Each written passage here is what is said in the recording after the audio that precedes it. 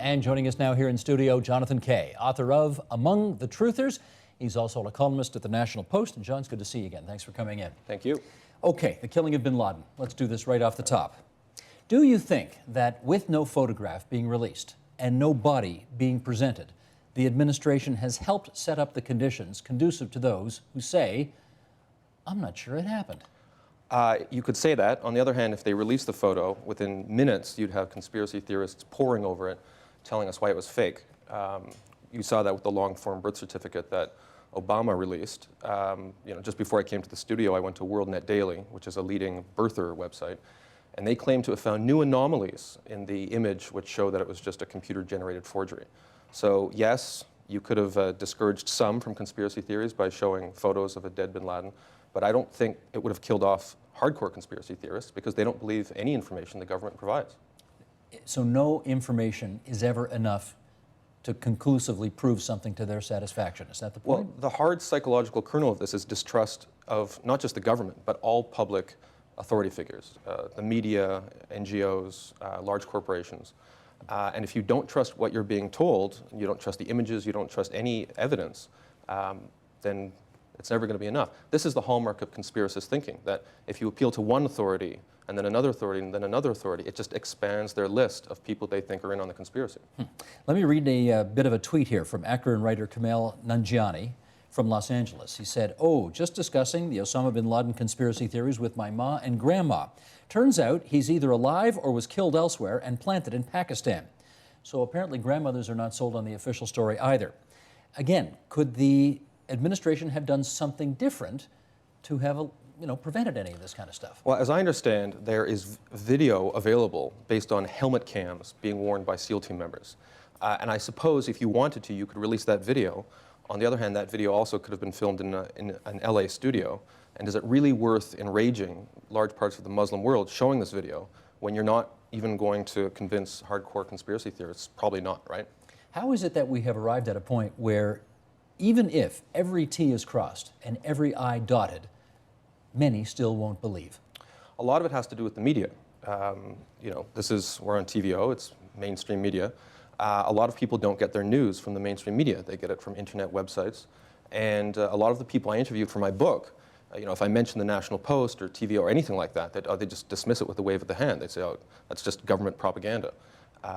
And instead they're getting their news from very narrow channels, populated by other people who share their views, and these become echo chambers for conspiracy theorists.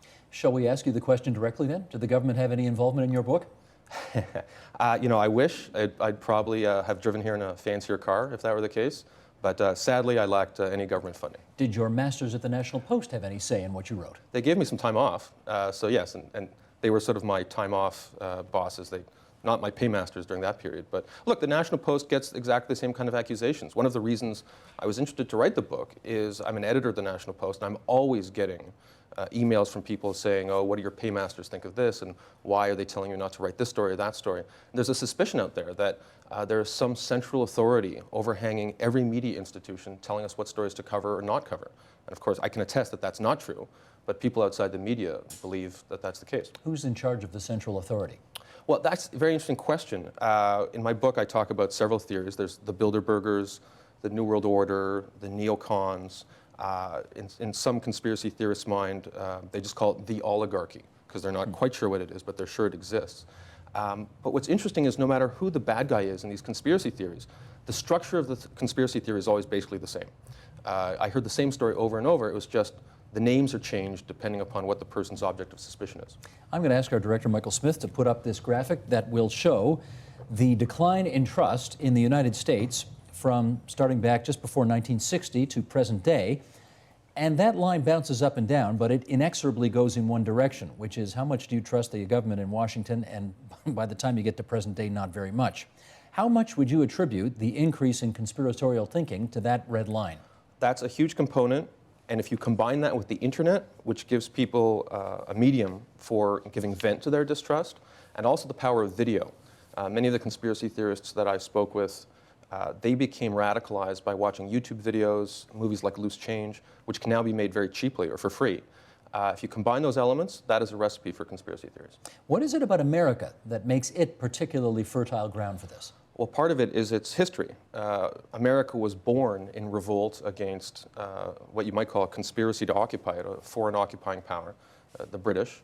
And the idea that there is some foreign power that seeks to reassert control over patriotic Americans, whether it's the United Nations or the communists, or Europe in general, or international bankers, this is hard woven into the nation's political DNA. I also argued that it's part of the evangelical Christian tradition, the idea of this cosmic battle between good and evil, which finds secular expression in conspiracy theories against the United Nations and stuff like that. Now, conversely, we in Canada were not born out of a revolution, so we have tended for 150-odd years to be more deferential to government, not nearly as significant a Tea Party in this country as there was down south. But when you hear comments like, Stephen Harper has a hidden agenda, over and over and over, is that playing in the same kind of sandbox? I mean, a little bit, but the level of radicalized thinking we have here in Canada is just an order of magnitude less than you see in the United States. I mean, you may say that Harper has a secret agenda, but no one is claiming that he's going to set up death panels, or that he was actually born in another country and he's actually an Islamist he wants to impose Sharia on Canada, which is one of the conspiracy theories I heard about Obama. Canada is just, writing the book made me appreciate how moderate Canada is in comparison. The recent election campaign, we've complained about how shrill things have become, but it's nowhere near as shrill as the United States. It's made me appreciate that. We talked in the opening about the moon landing. You could add JFK's assassination, 9/11, the operation against Osama bin Laden. It sounds like most of this stuff happens in the United States, but I read in your book that actually you can go back a few hundred years to Europe and it starts there. You want to give us the best example? A lot of it started after the French Revolution. But then you go forward to the early 20th century. The Protocols of the Elders of Zion, which is a tragically influential hoax from the early part of the 20th century, which blamed Jews for all the wars and all the depressions and this and that. And still I get emails occasionally from people who still claim that it's true, even though it was debunked within months of its publication. But if you actually look at the structure of the protocols, the way it sets up this villain that in secret controls the entire world, the basic structure of the conspiracy theory contained in the protocols has been replicated in all sorts of conspiracy theories, including conspiracy theories about 9/11. Now, modern conspiracy theories tend not to be anti-Semitic because racism and anti-Semitism have fallen into such disrepute that even most conspiracy theorists won't touch it.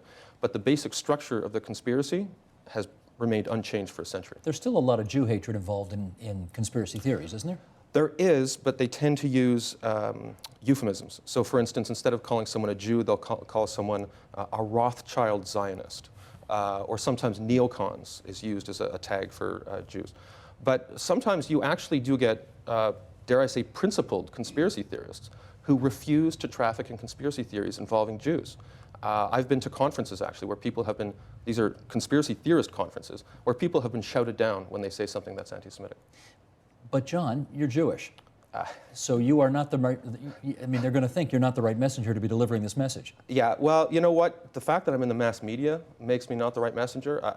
When I wrote my book, I didn't have any illusions that it would convince any hardcore conspiracy theorists to change their mind, because who am I? I'm someone who writes in the National Post, and so the message is tainted right from the get-go. The book I've written is for people who haven't yet gone down the rabbit hole as a precautionary measure. Are there differences among the conspiracists that come at it from a right-wing versus a left-wing point of view? It's very interesting you say that. At first I expected yes, but what I found was the narrative actually converges. So for instance, 9/11 conspiracy theorists, I'd interview the ones on the left, and they say, oh, this was all a plot by Halliburton and Dick Cheney, and they want to deliver control of the world oil supply to corporate elites. And then I would talk to right-wing conspiracy theorists, and they'd say, oh, this is one big plot to create a one-world government, the United Nations. And so they would have different villains that they imagined, but the basic theme of the conspiracy theory was exactly the same. It's just they had different ideas about who was the evildoer behind the scheme. Take a look at the monitor over my shoulder, because we want to play a little bit of tape here. This is Raymond D., who's a guy who moved to London a few years ago, and, well, I will let him pick up the story. Michael, roll tape, please. During my research, I came upon lots of information regarding the Masons, the Illuminati, corrupt governments, the New World Order, many of these fascinating topics.